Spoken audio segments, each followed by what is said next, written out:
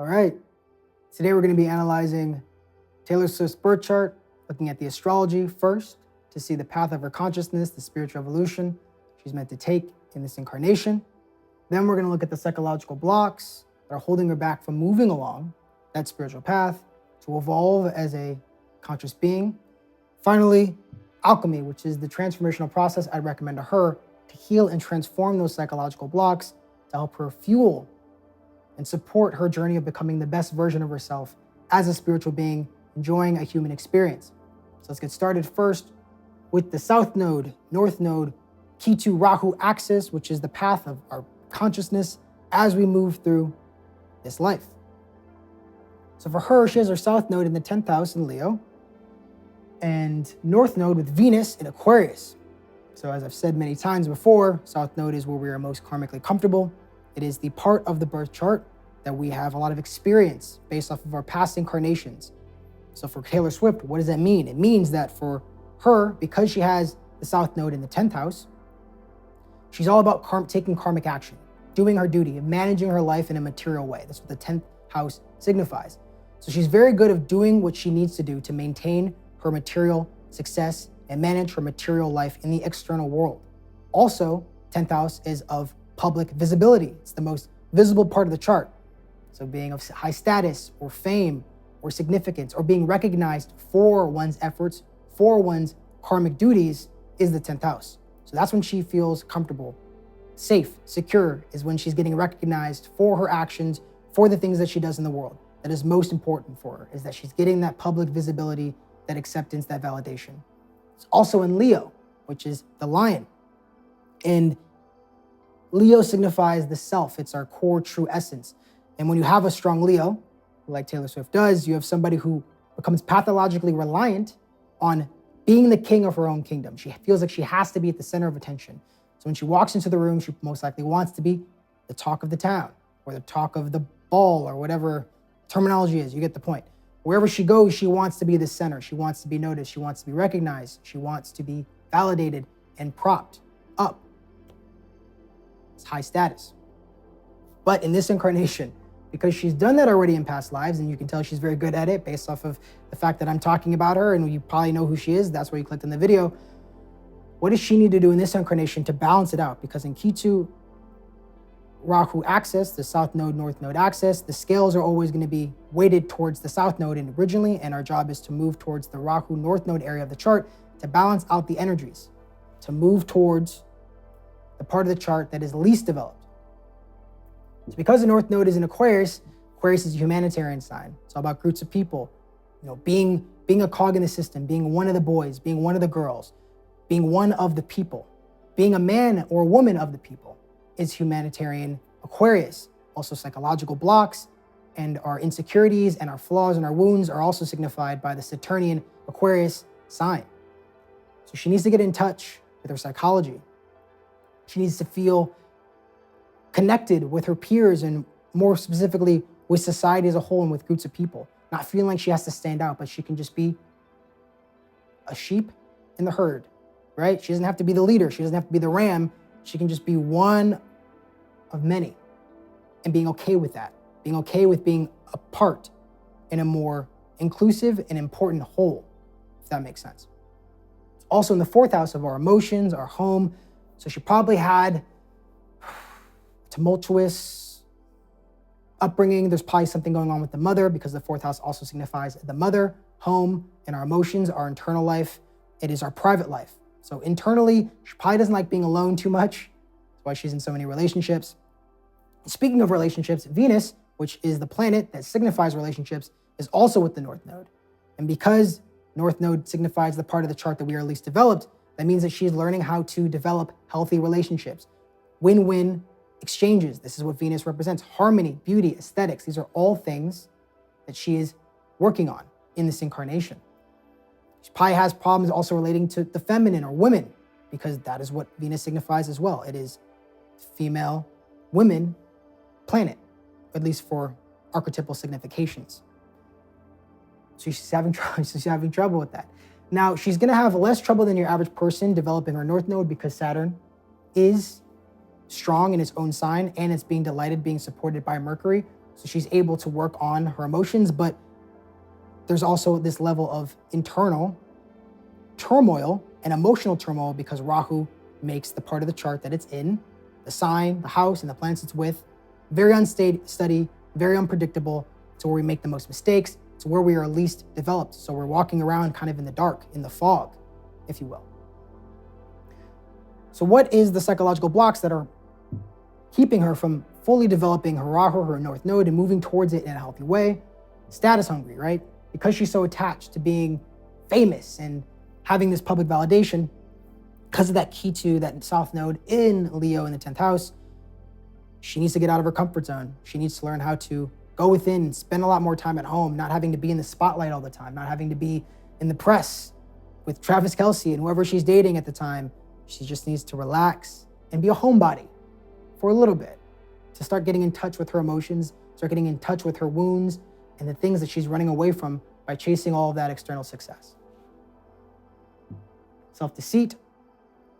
So with Rahu or any malefic in the 4th house, you're going to have somebody who lies to themselves a lot and so therefore will lie to other people. Saturn and Rahu are the most intense malefics, meaning that they lead to the most self-deceit when they're in the 4th house. So if you have somebody or know somebody or are somebody with Saturn and Rahu, either or, both is a lot, it's very intense. I believe Billie Eilish has that. And so there can be this belief that, I'm okay, or I don't need to tap into my emotions, or as long as my outside's okay, I'm okay. And not realizing that there's a whole inner world that's being neglected, and believing strongly that your emotions are not meant to be acknowledged or supported. They don't really matter. What matters is the outside. What matters is status. What matters is that I have the fame and the public approval. That's what matters, because that's what society tells me what matters. And so it kind of gets into this toxic cycle, right? And also, it means that you will present yourself in ways that are disingenuous, that are not fully aligned with how you emotionally feel, meaning you are not being honest about your emotions. And a very common example is that when people get angry, there's always an underlying emotion of fear, maybe anxiety, grief, sadness, guilt, shame. We use anger to protect the softer parts. And so you have somebody who might be using certain emotions, using certain emotional reactions to hide the more vulnerable, painful emotions they don't want to share with other people, to be really vulnerable and connect with them on an emotional level. So she's having difficulties connecting with people on an emotional level, which kind of takes us to the final psychological block, which is toxic connections, relationships. That is seen by the moon, which is with Jupiter, who's exalted in its own sign. So the moon is strong, Jupiter is strong. Her creativity, her ability to sing and project and to create things for the masses is very, very high. She has a lot of talent. She's not a fluke.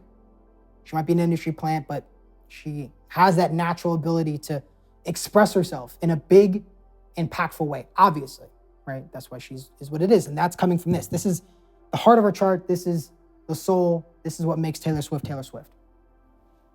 along with the Saturn too. But the problem comes when you have the moon, who is an enemy to Saturn and Mercury, in the 3rd sign.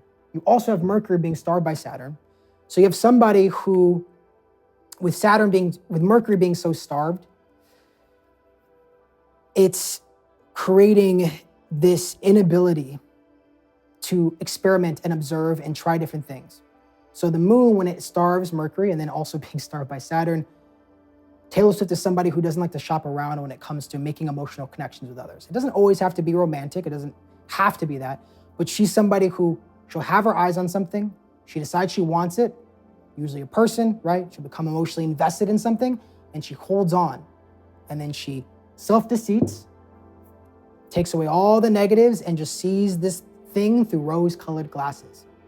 All right? So if you have your moon strongly aspecting Mercury in an opposition, like we see with Taylor Swift, or with Saturn, you have somebody who's not willing to learn from their mistakes, develop themselves. This is what Mercury signifies. Communicate properly and see where they failed and learn those lessons. She's hard-headed. She's not willing to learn the lesson. She's making the same mistakes over and over and over again because her Mercury is starved, having a difficult time in the 3rd house, which is our intellect. All right, so what does she need to do? Emotional journal.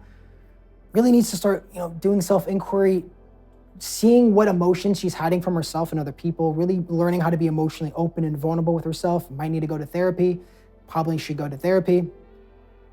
Everyone probably needs therapy at some point in their life. It's a great starting point. It's not the end all be all. Doesn't mean if you go to therapy, you're automatically healed or that you can't do other work outside of therapy. But especially for somebody like Taylor Swift, who's constantly lying to herself about how she feels and doesn't really know how she feels, yeah, gonna need to tap in and to start questioning herself and really seeing what's underneath all of the big emotions she exhibits in her music and in her art.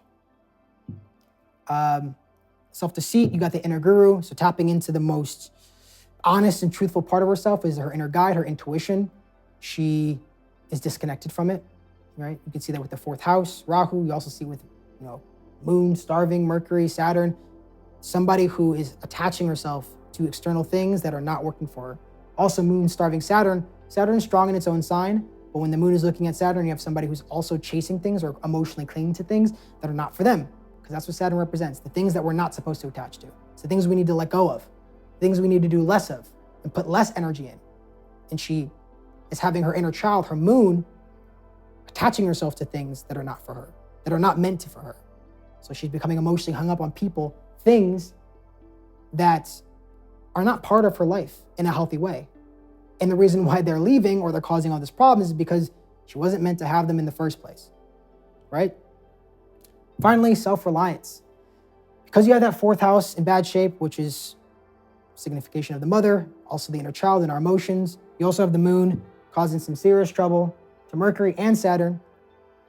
You have somebody who needs to develop her own emotional self-reliance. Because the problem is that because the Moon is in own sign and exalting Jupiter, the things I just said about the Moon starving Saturn, starving Mercury, causing her to be emotionally clingy, have these toxic connections, because the Moon and Jupiter are expanding this in a fortunate way, she's made a lot of fame and success off of this emotional relationship toxicity, toxic relationships, toxic connections.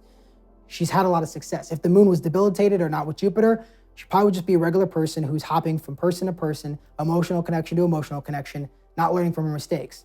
Because the Moon and Jupiter are the heart of her chart, the best part of her chart, she's able to gain fame and success, which can be almost like a double-edged sword or even worse because she's getting validated and getting the status and success and approval and has this whole kingdom of Taylor Swift, T-Swizzle, everybody knows her, based off of her relationships that have failed and her constant cycles of different person not really working out for her, right? So she might not want to heal this, but for her own sanity, her own mental health, her own enjoyment of life and joy in general, and also just emotional health, self-reliance, becoming more independent and being able to regulate her own emotions, not relying on her partners or other people to regulate her emotions for her. But anyway, I appreciate your time. Thank you for enjoying this analysis of Taylor Swift's astrological chart. Would really appreciate a like and a subscribe if you wouldn't mind. Also would love to hear your opinion if you agree or disagree. Either way, I will love to engage with you in the comments. Cheers.